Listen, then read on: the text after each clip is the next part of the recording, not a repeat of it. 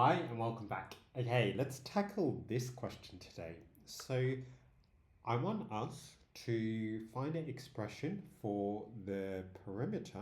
So, remember, the perimeter is the total distance around the complete object, and the area, so the area is the area inside the object for the following shape.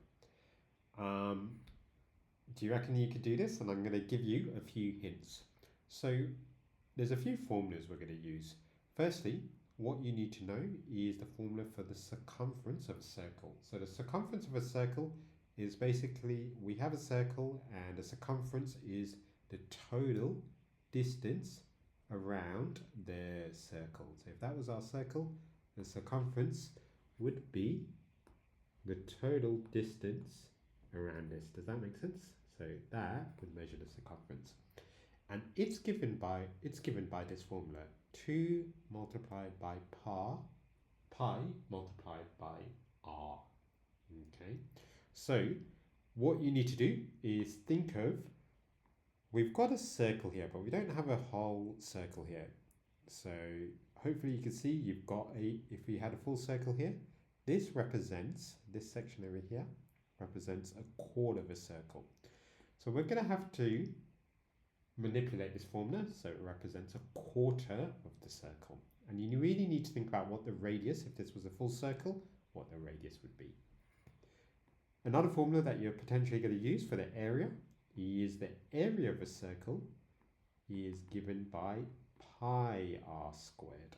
So just think about what the area of a circle, how much of a circle we have on here, so we can use that formula.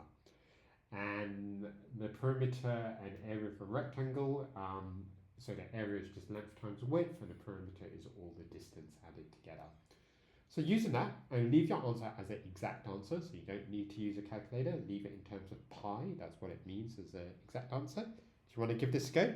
And we'll go through it in a second. Okay, welcome back. Hopefully you have given this a bit of a go, so let's see if you are correct. So step one is I want to calculate what this distance is. So let's work out the perimeter. I want to work out what that distance is.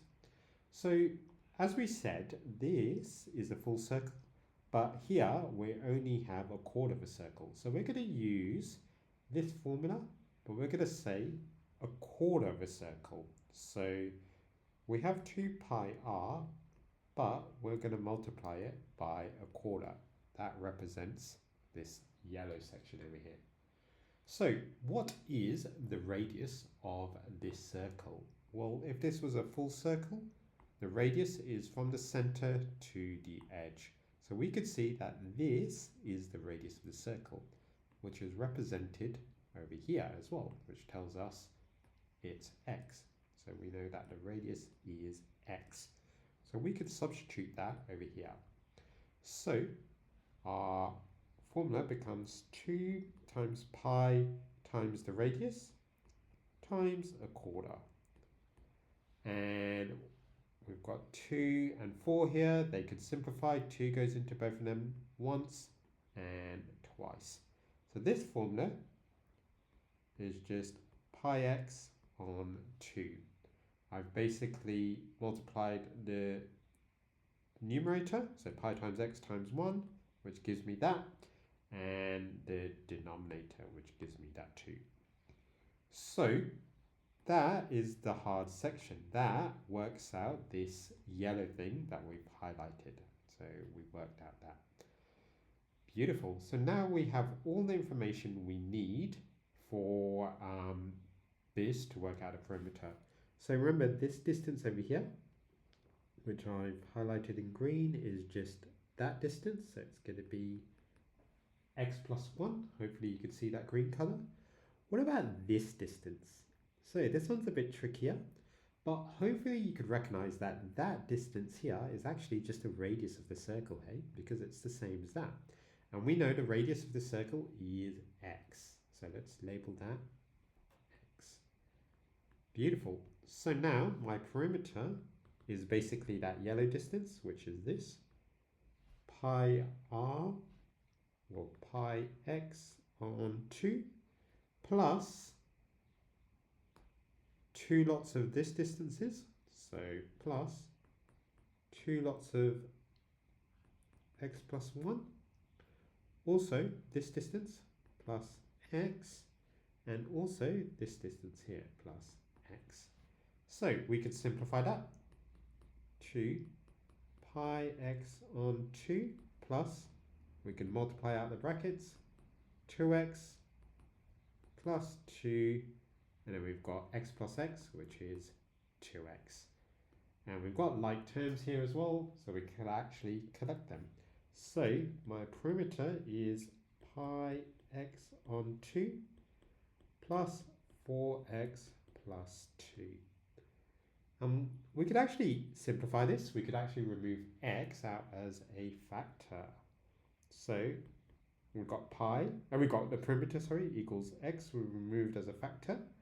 So you're left with, you're going to divide this section by x, which is just left with pi on 2, and 4x divided by x, which is just 4. And you've got that 2 at the end. So you could write it in either form. This is probably the simplest form where we've removed the x. And hopefully you understand that and that makes sense for the perimeter. Now we also need to work out the area. So let's do that. We add another page.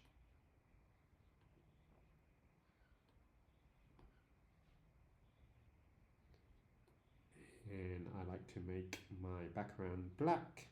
There we go. Okay, let's work out the area. So what I might do is just erase.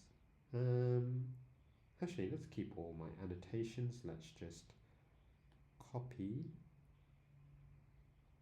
this image down here.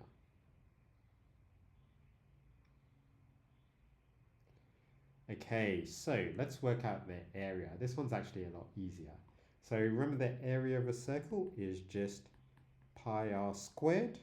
Because this is a quarter of a circle, we're going to multiply it by a quarter. And we already know that my radius of the circle, in this case, is just labeled as x. This is my radius, which is x. Or this is my radius, which we've already labeled as x. So my area of this quarter of a circle is just pi, instead of r, I'm going to write x squared times a quarter, which basically gives you that. And then this area of a rectangle, it is just your length, which is x plus 1 multiplied by your width. So it's just going to be your length, x, let's use the same colors, multiplied by, so that's our width multiplied by our length. Beautiful, and that is my area. We could multiply this out if we like. So we're just left with pi x squared on 4, and x times x is x squared, and x times 1 is x. That is my area, and we could simplify further because we could remove x as a factor. So you're left with pi x on 4 plus x, because we're dividing x squared by x, plus 1. And just make sure that and that are the same, because if you multiply this out, you get that. So my area is given by this expression. Well done if you got that correct. If not, not to worry. Hopefully that made sense and you were able to calculate both the perimeter and the area.